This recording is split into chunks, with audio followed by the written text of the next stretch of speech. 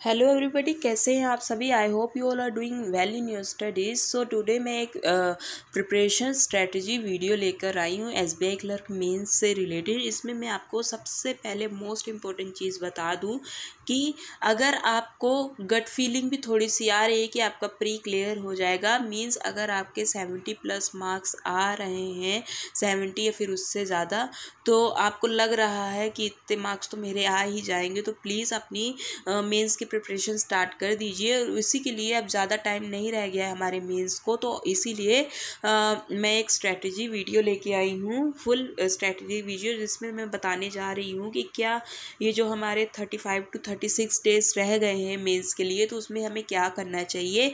मैंने अपनी previous video में एनालिसिस बताया हुआ है कि मेरे कितने अटैम्प्ट थे और क्या कैसे मैं अटैम्प्ट करके आई थी, तो आप उसको भी देख सकते हैं। तो अभी मैं अपनी जो प्रिपरेशन मैं अपनी खुद प्रिपेयर करने वाली हूँ, जिस तरीके से मैं सेम वही स्ट्रेटजी आपको भी बता रही हूँ, और जो बिगनर्स हैं जिनको फर्स्ट टाइम मेंस देना है उनको भी ये बहुत काम आएगी। तो आपको एक इफ़ेक्टिव वे में ये 35 डेज़ को यूटिलाइज़ करना है, ना कि होश पोश में कि हमको ये भी कर ले वो भी कर ले के चक्कर में हम कुछ ना कर पाए, ऐसा नहीं करना है। तो सबसे पहले टाइम ना वेस्ट करते हुए मैं आपको बता देती हूँ कि किस तरीके से हमको अपनी मेंस की प्रिपरेशन करनी है बिल्कुल इफ़ेक्टिव वे में, ताकि हार्डवर्क के साथ स्मार्ट वर्क भी हो। तो सबसे पहली चीज़ मैं आपको बता दूं कि आपको क्या चेक करना है। आपको चेक करना है कि कहाँ से किसका वेटेज कितना है। तो ये चेक करने के बाद अब मैं आपको पहले ही बता दूं कि मेंस एग्ज़ाम में जो इम्पोर्टेंट रोल प्ले करता है, क्योंकि रीजनिंग एंड क्वांट तो सब कर आते हैं, लेकिन जीए एंड इंग्लिश उसमें जिसकी पकड़ होती है वो सिलेक्शन ले जाते हैं। क्योंकि जो difficulty level reasoning and quant का होता है वो तो सबके लिए होता है, उसकी प्रिपरेशन में सब कोई जुट जाता है, लेकिन जो अच्छी तैयारी इंग्लिश एंड जीए में मेंस के टाइम पर करता है, तो उसका एक अलग से एडवांस जो एज पाना होता है अच्छे मार्क्स का, वो मिलता है। तो सबसे पहले बात करें इंग्लिश की अगर, तो इंग्लिश में हमको क्या करना चाहिए। इंग्लिश में आपको सबसे पहला काम होता है रीडिंग। क्या आप रीडिंग करते हैं। रीडिंग का मतलब है कि आप ज़रूरी ही नहीं है कि आप न्यूज़पेपर ही पढ़ते हो, आप कोई नॉवल पढ़ते हैं या फिर कोई बुक पढ़ते हैं या फिर इंग्लिश में आप कुछ भी पढ़ते हैं। क्या आप वो रीडिंग की हैबिट है। अगर नहीं है तो आज से ही डाल लीजिए, आपको रीडिंग करनी है। और अगर आपको हैबिट है तो बहुत अच्छी बात है। डेली आपको एक भी दिन ऐसा नहीं है कि आपको रीडिंग नहीं करनी है। आपको एडिटोरियल डेली के डेली पढ़ने हैं। जैसे कि मैं और कोई काम करूँ, चाहे जिस दिन मेरा पढ़ने का भी मन नहीं होता है, पढ़ाई करने का, उस दिन मैं न्यूज़पेपर उस दिन भी नहीं छोड़ती हूँ, उस दिन भी मैं न्यूज़पेपर पढ़ती हूँ। डेली की आदत सी हो गई है न्यूज़पेपर पढ़ने की। उससे क्या होता है कि आपको रूल्स याद हो चाहे ना याद हो, आपको कुछ याद हो चाहे ना याद हो, फिर भी आपके मार्क्स इंग्लिश में आएंगे ही आएंगे, क्योंकि आपको बेसिक इंग्लिश की अंडरस्टैंडिंग होने लगती है, जिससे आपको माइंड में वो टक कर जाता है कि अगर कोई एरर फाइंड करना है तो एरर, या फिर फिलर्स, या फिर कॉम्प्रीहेंशन, कुछ भी होगा आप जल्दी से जल्दी करने लगेंगे। तो पहला नंबर पर क्या है, रीडिंग आपको करनी है इंग्लिश में। आप चाहें तो आप नोट करते जा सकते हैं, जो भी मैं बात बोल रही हूँ हर एक टॉपिक वाइज, हर एक सेक्शन वाइज आप नोट कर सकते हैं। फिर इंग्लिश में रीडिंग के साथ साथ में 120 रूल्स ऑफ ग्रामर, ये भी आप उसमें आपको ज़्यादा टाइम नहीं लगेगा, 4 से 5 दिन का टाइम लगेगा 120 रूल्स ऑफ ग्रामर आपको करने में। तो आप एक बार आप उसके लिए निमिषा बंसल मैम हैं, उन्होंने एक उनकी प्लेलिस्ट है 120 रूल्स ऑफ ग्रामर की, वहाँ से आप कर सकते हैं।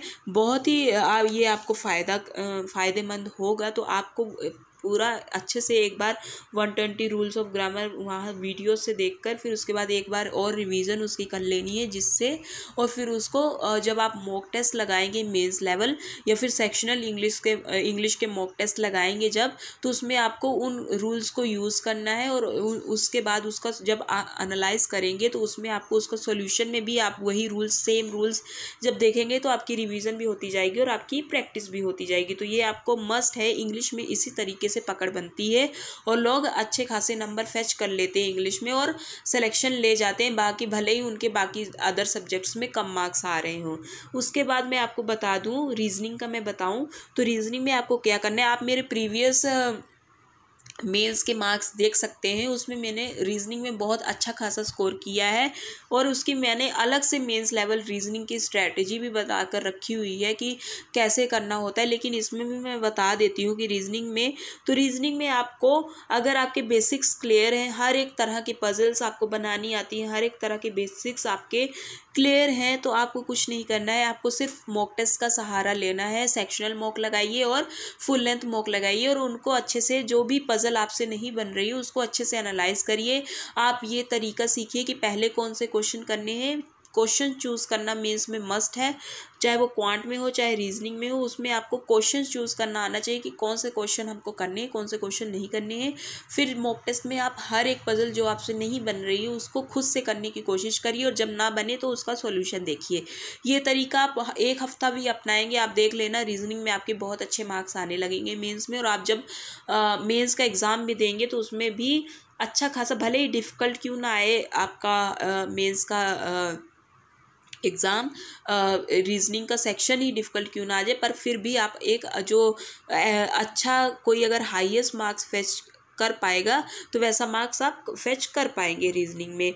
तो उसके लिए आपको क्या करना है। और हाँ, एक और चीज़, अगर आपको कोडेड जो इनइक्वालिटी सेलोक्स या फिर डिस्टेंस एंड डायरेक्शन वगैरह में अगर आपको प्रॉब्लम आ रही हो तो आपको क्या करना है कि आपको एक चैम्पियंस रीजनिंग करके जो सौरभ सर है वो पढ़ाते हैं, तो वहाँ से आप उन्होंने बहुत सारी ऐसी, अभी भी फ़िलहाल वो मेंस के ऐसी वीडियोस रीजनिंग के करवाते हैं जिनमें वो कोडेड जो direction, distance and direction, inequality, सेलोक्स वगैरह के क्वेश्चंस उन्होंने करवा रखे हैं, तो वहाँ से आप कर सकते हैं। और आप वहाँ से प्रैक्टिस करने के बाद एक बार फिर आप मॉक टेस्ट से प्रैक्टिस करिए। एक बार वहाँ से बेसिक कोडेड वगैरह का जो होता है सीख लीजिए, फिर प्रैक्टिस जितना करेंगे उतनी आपकी रीजनिंग में पकड़ बनेगी। फिर आप बात आती है GA, most important section of mains exam, जिस पे सभी लोग परेशान रहते हैं और सभी को जीए पसंद भी नहीं है फिर भी करनी पड़ती है। जैसे कि हमको ये चीज़ करनी पसंद नहीं है, जीए जैसे पढ़ना पसंद नहीं है, फिर भी एग्ज़ाम के लिए हमको पढ़ना पड़ता है। तो इसको हम कैसे कर सकते हैं ये आज मैं बताने जा रही हूँ।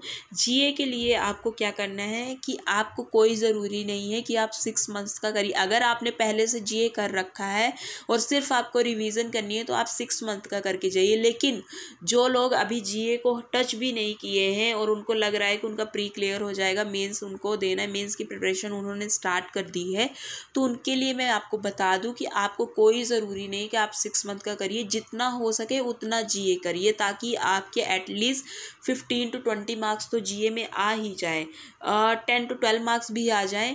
बाकी अदर सब्जेक्ट से आप फैच कर सकते हैं, लेकिन इतना करिए कि 10 to 12 मार्क्स आपके जीए में आ ही जाए।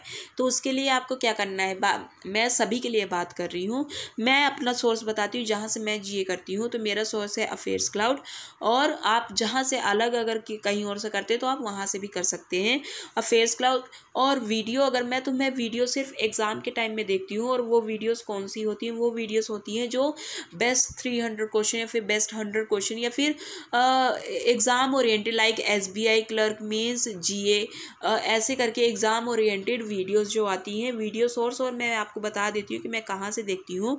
तो एक ओलिव बोर्ड की जो शीतल मैम है उनकी वीडियोस आती हैं, तो ऐसे ही एग्ज़ाम जब नज़दीक आ जाता है तो ऐसे वीडियोस करवाती हैं जिसमें रिवीजन न्यूज़ की करवाती हैं, तो वो वीडियो सोर्स मैं यूज़ करती हूँ जब एग्ज़ाम नज़दीक आ जाता है। और एक एचपी क्लासेस करके हैं, तो वो क्या करते हैं कि एग्ज़ाम से 2 या फिर 3 दिन पहले एक बेस्ट 500 या फिर बेस्ट 400 करके ऐसे वीडियोस वो डाल देते हैं, जिसमें कि मैं रिवीजन एज अ रिवीजन वो वीडियोस यूज़ करती हूँ। बाकी मैं डेली या फिर वीकली, मंथली के लिए कोई भी वीडियो सोर्स नहीं यूज़ करती हूँ। मैं क्या यूज़ करती हूँ, मैं अफेयर्स क्लाउड की पीडीएफ यूज़ करती हूँ। तो मैं मंथली जो कंपाइल्ड पीडीएफ आती है ना मंथली की, वो यूज़ करती हूँ। डिटेल्ड पीडीएफ जो आती है वो यूज़ करती हूँ। और उसके साथ साथ में प्रैक्टिस मॉक में वीकली क्विज़ेस करके आते हैं, तो उनको वहाँ से मैं प्रैक्टिस करती हूँ। तो आप जो है वीकली जो है पीडीएफ, अगर आपको मंथली बहुत लेंथी लगता है तो आप वीकली PDF करिए अफेयर्स क्लाउड की, और उसके साथ में प्रैक्टिस मॉक के जो क्विजेस आते हैं उनको करिए। GA के क्विजेस, करंट अफेयर्स के क्विजेस आते हैं, बहुत ज़्यादा फ़ायदेमंद होते हैं। वहाँ से ऐसा होता है कि डायरेक्ट ही कुछ ऐसे क्वेश्चंस होते हैं जो कि डायरेक्ट सीधे आपके एग्ज़ाम्स में आ जाते हैं, क्योंकि मैंने प्रीवियस मेंस एग्ज़ाम्स दिए हैं इसीलिए मुझे पता है, मैंने यूज़ भी किया है। तो इसीलिए जो चीज़ मैंने यूज़ की है, जिन सोर्स को मैंने यूज़ किया मैं वही बता रही हूँ। आप अगर किसी और सोर्स से करते हैं आप वहाँ से भी कर सकते हैं, कोई प्रॉब्लम नहीं है। तो GA का ऐसे ही प्रैक्टिस करनी है कि जैसे अगर आपके 1 मंथ 35 डेज रह गए हैं तो आप क्या करिए कि फेब का मंथ, फरवरी, मार्च का मंथ करिए, और उसके साथ साथ में जनवरी एंड दिसंबर, इन 4 मंथ्स को आप बहुत अच्छी तरीके से कर लीजिए। जैसे कि 35 डेज हैं तो आप ऐसे कर सकते हैं कि एक वन वीक का टाइम दे सकते हैं, 1 वीक का, फिर 8 डेज का टाइम आप दीजिए हर एक मंथ को कंप्लीट करने में। 8 डेज में आपको क्या करना है, नेशनल न्यूज़ करनी है, इंटरनेशनल न्यूज़ करनी है, बैंकिंग कैबिनेट अप्रूवल्स जो होते हैं वो करने हैं, और national international banking RBI news, SEBI in news and SBI news, ये सब जो है क्वेश्चन है। बैंकिंग अवेयरनेस, जो मर्जर्स होते हैं, ये सब चीज़ें, अपॉइंटमेंट वगैरह करनी है। इसके अलावा आप कोई और स्टैटिक या फिर डेज और ये वीक डेज वगैरह याद करना, या फिर ऑब्ituaries या फिर अवार्ड्स, ये सब चीज़ें याद करने की ज़रूरत नहीं है। आप सिर्फ और सिर्फ इतना पढ़कर जाइए। आपको कुछ इम्पोर्टेंट टॉपिक्स ही पढ़ने होते हैं, हर एक चीज़ जो मंथली PDF होती है उसमें नहीं पढ़ना होता है, ये चीज़ आपको समझनी पड़ेगी। तो बहुत से ऐसे पेज, अगर 300 पेजेस हैं तो उसमें से आपको 200 पेजेस ही करने होते हैं, 100 पेजेस वैसे भी स्किप ही करने होते हैं। तो ये चीज़ आपको समझनी होगी, और ऐसे करेंगे तो आपकी बहुत अच्छे तरीके से प्रैक्टिस होगी, और आप उसको क्विज़ में और मॉक टेस्ट में अपनाइए। उसके बाद क्वांट का मैं आपको बता दूं कि क्वांट को आपको कैसे करना है। क्वांट के लिए sectional mock test and full length mock test के साथ साथ में इसमें आपको वीडियो सोर्स भी एक यूज़ करना है। वीडियो सोर्स है लर्निंग कैप्सूल। हर्षल सर जो हैं वो बहुत अच्छा मेंस का पढ़ाते हैं, उनकी इतनी सारी मेंस लेवल वीडियोस हैं कि अगर मतलब उनका इतना कंटेंट है मेंस लेवल कि आपको कहीं और जाने की ज़रूरत ही नहीं है।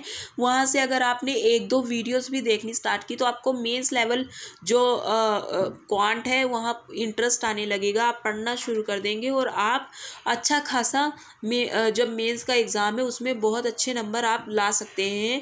क्वांट में क्वांट का डर ख़त्म हो जाएगा अगर आपने लर्निंग कैप्सूल चैनल जो है, मैं चैनल का नेम भी बता देती हूँ, हर्षल सर हैं, वहाँ से अगर आपने मेंस लेवल उनके प्लेलिस्ट में जाएंगे इतनी सारी में, और फिलहाल शायद वो आप डेली 10 बजे उनकी क्लास होती है तो वहाँ से भी वो करवाते हैं, तो मेंस लेवल, तो वहाँ से भी आप कर सकते हैं। एंड उसके साथ साथ में उनकी जो मेमोरी बेस्ड होता है क्वेश्चंस जो होते हैं, SBI क्लर्क के भी होंगे और बाकी जो अदर एग्ज़ाम्स के मेमोरी बेस्ड है उनको ज़रूर से ज़रूर करिएगा, उससे आपको बहुत ज़्यादा फ़ायदा होगा और आपको एक अंदाज़ा हो जाएगा कि अच्छा इस तरीके के क्वेश्चंस आते हैं एग्ज़ाम में क्वांट के, तो आपको एक पता चल जाएगा कि आपको कौन कौन सा टॉपिक करना है और कौन कौन से क्वेश्चन करने हैं, और आपको कौन कौन से क्वेश्चंस एग्ज़ाम में चूज़ करने हैं उसका भी अंदाज़ा हो जाएगा, और आप हर एक तरह के क्वेश्चन सोल्व कर पाएंगे। तो मेन जो मोटिव है वो ये है कि हमसे हर एक तरह के क्वेश्चन सोल्व करने आने चाहिए, हमको बेसिक क्लियर होना चाहिए हमारा, और कोई भी क्वेश्चन आ जाए उसका अप्रोच पता होना चाहिए कि इसको किस तरीके से सोल्व करना है। तो क्वांट के लिए ये, और सेक्शनल और फुल लेंथ मॉक दीजिए। और एक बात और कि हम मॉक टेस्ट कहाँ से करें, तो मॉक टेस्ट मेंस लेवल के लिए मैं आपको बता देती हूँ जो मैं यूज़ करती हूँ। आप गाइडली, स्मार्ट कीड़ा और ओलिवबोर्ड टेक्स्ट बुक, इनमें से किन्हीं दो को मैं आपको सजेस्ट अगर करूँ तो गाइडली का ज़्यादा एक्सपेंसिव नहीं होता है कि एक्सपेंसिव होता है, बहुत ही कम दाम में आपको मिल जाता है। तो गाइडली और स्मार्ट कीड़ा ज़रूर से ज़रूर यूज़ करिए, और ओलिवबोर्ड टेक्स्ट बुक में से किसी एक को यूज़ कर सकते हैं आप। तो इस तरीके से जब आप करना स्टार्ट कर देंगे तो आप 1 हफ्ते तक जब यही सेम स्ट्रैटेजी यूज़ करेंगे उसके बाद आप देखिएगा आपके मेंस के मॉक टेस्ट में मार्क्स आने शुरू हो जाएंगे। एक बात और मैं आपको बता दूं कि अच्छे से मेंस का मॉक जो अटेम्प्ट करने से ज़्यादा ज़रूरी होता है उसको एनालाइज करना। जब आप मॉक अटेम्प्ट करेंगे तो आपसे ज़्यादा क्वेश्चंस कुछ मॉक्स में आपसे नहीं बनेंगे, उसके बाद जब आप उनको देखेंगे, बल्कि GA भी अच्छे से एनालाइज करिएगा क्योंकि हर एक न्यूज़ इम्पोर्टेंट होती है जो क्वेश्चंस हैं। तो उसको जब आप पढ़ेंगे तो आपको जीए करंट अफेयर्स भी मॉक टेस्ट से याद होगा। और उसके साथ साथ में जब आप क्वांट के क्वेश्चंस, रीजनिंग के क्वेश्चन सॉल्व करेंगे तो आपको अप्रोच पता चलेगी और आप बहुत अच्छा खासा मेंस लेवल का कंटेंट आप सोल्व करेंगे तो आपको एक कॉन्फिडेंस बूस्ट होगा। एक बात और बता दूं कि आपको इंग्लिश के रूल्स भी वैसे आप जब एनालाइज करेंगे तो याद होंगे। और उसके साथ साथ में एक चीज़ और कि अगर आपके मॉक्स में मार्क्स कम आ रहे हैं तो डिमोटिवेट मत होइएगा, क्योंकि हमेशा मॉक्स में मार्क्स कम आते हैं, लेकिन जब आप रियल एग्ज़ाम देने जाएंगे तो उसको मॉक्स से कंपेयर मत करिएगा, क्योंकि मॉक्स में मार्क्स हमेशा कम आते हैं रियल एग्ज़ाम के कंपैरिजन में। पर इसको फॉर ग्रांटेड भी मत ले लीजिएगा। इसको ये मतलब नहीं कह रहे मॉक्स में तो कम ही आते हैं, उसको टेंशन ही लीजिएगा कि अच्छा मॉक्स में मार्क्स कम आ रहे हैं, हमको और कौन सी अप्रोच करनी चाहिए, कैसे करना चाहिए, और उसको अच्छे से एनालाइज करके नेक्स्ट टाइम सेम क्वेश्चन जब एक बार एनालाइज करके सोल्व कर लिया है तो जब आप नेक्स्ट टाइम सेम क्वेश्चन आएगा तो आप उसको स्किप नहीं करेंगे, उसको आसानी से कर लेंगे। ऐसे में मॉक्स में मार्क्स इंक्रीज होंगे, कॉन्फिडेंस बूस्ट होगा, और जब आप मेंस का एग्ज़ाम देंगे तो उसमें भी आपको अप्रोच पता रहेगी कि कैसे करना है, और आप जो है अच्छे से अटेम्प्ट करेंगे मेंस का भी मॉक। और आप जब क्योंकि मेन जो एग्ज़ाम होगा उसको भी अच्छे से अटेम्प्ट करेंगे तो आपको बहुत ही ज़्यादा एक बोलती हूँ ना कि सही अप्रोच, क्योंकि मैंने आईपीएस क्लर्क का, आईपीएस पीओ का यही अप्रोच एक मैंने यूज़ की थी, जिसकी वजह से मैंने आईपीएस क्लर्क में भी मेरा अटेम्प्ट, अब वो मुझे रिज़ल्ट का नहीं पता है कि मेरा रिज़ल्ट क्या आता है क्या नहीं आता, लेकिन जो एक अच्छा अटेम्प्ट होता है या फिर अच्छे खासा जो बोल सकते हैं कि मतलब जो इससे ज़्यादा तो हो ही नहीं सकता वाला जो अटेम्प्ट होता है, वो अटेम्प्ट अगर आप करके आते हो तो इसका मतलब ये है कि आपकी अप्रोच आपने 100% अपना दिया है और आपकी अप्रोच भी सही थी। और मैंने आईपीएस पीओ में भी अपनी अप्रोच जो सही रखी थी और मेरा अटेम्प्ट भी बहुत अच्छा हुआ था। और उसमें वो बात अलग है कि नॉर्मलाइजेशन हो गई, मेरे नंबर कम गए तो मेरा सिलेक्शन आईपीएस पीओ मेंस में नहीं हुआ, वो बात अलग हो गई। तो वो तो अब नॉर्मलाइजेशन हुआ तो इसमें मेरी क्या गलती है, मैंने तो अपना पूरा 100% दिया था और अपना बहुत अच्छे से किया था। अब वो नॉर्मलाइजेशन हुआ है तो उसमें मेरा कोई फॉल्ट नहीं है, अब मैंने अपना 100% दिया था। तो ऐसे ही आपको अपना 100% देना है, अच्छे से प्रैक्टिस करनी है, किसी भी चीज़ में कोई कमी नहीं रखनी है, और बिल्कुल पॉजिटिव माइंडसेट रख के करिए। और ये मत सोचिए कि जब रिज़ल्ट आएगा तभी मेंस की प्रिपरेशन करेंगे, क्योंकि जब रिज़ल्ट आएगा तब बहुत टाइम हो चुका होगा।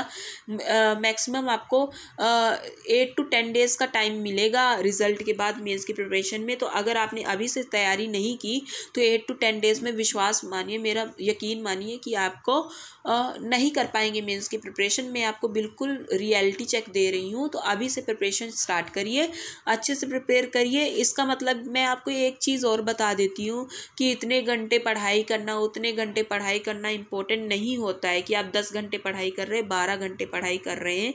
इम्पोर्टेंट ये होता है कि आपने जो भी पढ़ाई, मतलब जितना भी पढ़ा है, क्या आपको वो वर्थी फील हुआ है, क्या आपको लगा है कि मैंने अगर ये चीज़, अगर आपने एक दिन में सिर्फ और सिर्फ करंट अफेयर ही पढ़ा है तो क्या आपने जो करंट अफेयर पढ़ा है तो वो आपके दिमाग में फिट बैठा, मतलब आपको उससे फ़ायदा मिला है। ये चीज़ इंपॉर्टेंट होती है। 10 से 12 घंटे पढ़ाई करना या फिर 3 से 4 घंटे पढ़ाई करना इंपॉर्टेंट नहीं होता है। इम्पोर्टेंट होता है कि आपने अगर क्वांट के आपने 2 DI सोल्व किए तो क्या उन 2 DI को सोल्व करने के बाद आपको कुछ फ़ायदा हो रहा है, रीजनिंग की 2 पजल सोल्व किए तो क्या उसके बाद फ़ायदा। तो आप अपनी पढ़ाई को ये मत देखा करिए, टाइम से मत कंपेयर करिए कि हमने 2 घंटे क्वांट की पढ़ाई की, 3 घंटे रीजनिंग की, और माइंड को इतना ज़्यादा प्रेशर भी मत दीजिए। बस ये फोकस करिए कि जो भी हम पढ़ रहे हैं तो क्या हम अपने पूरे शिद्दत से 100% दे के पढ़ रहे हैं, ये इस पर फोकस करिए और अपने माइंड को रिलैक्स रखिए। तभी वो चीज़ें हमारे दिमाग में बैठेंगी, हमको ये चीज़ें याद होंगी, और हम अपना ये भी जब हम मॉक टेस्ट देंगे तो मार्क्स अच्छे आएंगे और एग्ज़ाम में तो मार्क्स अच्छे आएंगे ही आएंगे। तो ये स्ट्रेटजी रखनी चाहिए। टाइम को नहीं देखना चाहिए कि हम 10 घंटा पढ़ रहे हैं कि 12 घंटा पढ़ रहे हैं। हो सकता है कि कोई 5 से 6 घंटे ही पढ़ाई कर रहा हो, लेकिन कुछ अच्छा पढ़ रहा हो। और हो सकता है कि कोई 10 से 12 घंटे पढ़ाई कर रहा हो, लेकिन उसका ये हो रहा हो कि 10 से 12 घंटे में भी अगर वो 2 घंटे बुक लेके तो बैठा है, लेकिन वो सोच कुछ हो रहा है, ज्वाइनिंग प्रोसेस सोच रहा है, सैलरी सोच रहा है, या फिर ये सोच रहा है कि एग्ज़ाम में मैं ये कर रहा वो कर रहा और उसके सामने वो कोई करंट अफेयर पढ़ रहा है या फिर ये पढ़ रहा है, तो ऐसे में लग रहा है कि उसने 10-12 घंटे पढ़ाई की, लेकिन उस पढ़ाई का कोई फ़ायदा नहीं। तो जितना भी पढ़िए अच्छे से पढ़िए और बिल्कुल मन लगा कर पढ़िए, यही एक एडवाइस मैं दूंगी आप सभी को। और माइंड को अपने पॉजिटिव रखिए और अभी से पढ़ना स्टार्ट कीजिए। तो आई नो कि बहुत लंबी वीडियो हो चुकी है, लेकिन ये स्ट्रेटजी वीडियो आप जो है इसको एक बार ट्राई कर देखिएगा। और अगर कोई और सजेशन है तो आप कमेंट कर ज़रूर से ज़रूर बताइएगा। So thank you all.